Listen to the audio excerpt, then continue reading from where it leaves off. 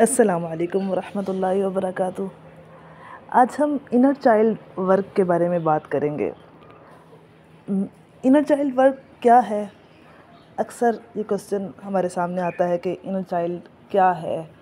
اور آپ کیسے انر چائلڈ کو خوش کر سکتے ہیں اور اس کے ساتھ زندگی گزارنے کا کیا مطلب ہے اور یہ کیوں ضروری ہے۔ تو دیکھیں، انر چائلڈ ورک اس کا کیا مطلب ہے۔ بیسکلی یہ آئیڈیا ہے کہ آپ اپنے بچپن میں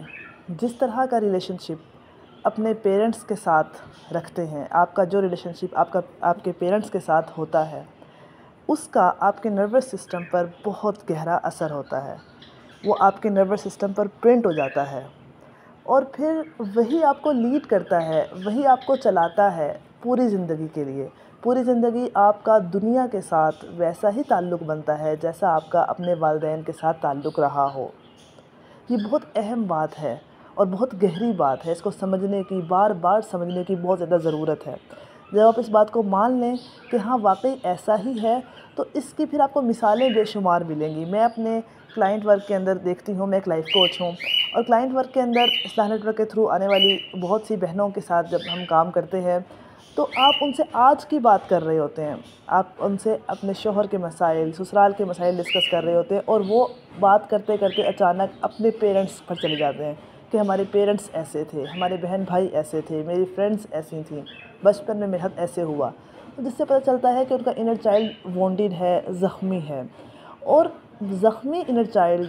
تکلیف دہ بچپن آپ کے ذہن پر اتنے گہرے اثرات رکھتا ہے کہ وہ آپ کو پوری زندگی اسی طرح کے تعلقات دیتا ہے، اسی طرح کے مسائل کے اندر آپ کو ڈالے رکھتا ہے۔ تو انر چائلڈ ورک بیسکلی یہ ہے کہ اپنے آپ کی ری پیرنٹنگ کی جائے، خود کو اپنے پیرنٹس کے ساتھ تعلق کو سمجھا جائے، آئیڈینٹیفائی کیا جائے کہ وہ تعلق کیسا تھا اور وہ کیسا ہونا چاہیے تھا، اور پھر اس تعلق پر کام کیا جائے۔ اپنے آپ کو وہ سب چیزیں دی جائیں جو آپ کو اس وقت چاہیے تھیں، اور یہ سب کام، یہ سب چیزیں ایک سیف ماحول کے اندر ہونی چاہیے۔ جتنا آپ کا ماحول سیف ہوگا، اس قدر آپ انر چائلڈ ورک آسانی سے کر سکتے ہیں۔ میں انر چائلڈ ورک 5 سال سے کر رہی ہوں، تو مجھے اس کا تجربہ ہے، اور میں یہ ورک کئی سال پروفیشنل ہیلپ کے ساتھ کرتی رہی ہوں، تو مجھے اس کا تجربہ ہے کہ کیسے ہم نے اپنے آپ کو پہچاننا ہے، اپنے زخموں کو پہچاننا ہے، کیسے اپنے ریلیشن شپ کو اپنے پیرنٹس کے ساتھ پہچاننا ہے، اور پھر کیسے میں نے اپنی ری پیرنٹنگ کرنی ہے، کیسے میں نے وہ اپنے آپ کو ان مومنٹس میں لے جا کر دوبارہ پھر سے خود کو وہ سب کچھ دینا ہے جو کچھ مجھے اس وقت چاہیے تھا اور مجھے نہیں مل سکا۔ بہت اہم بات یہ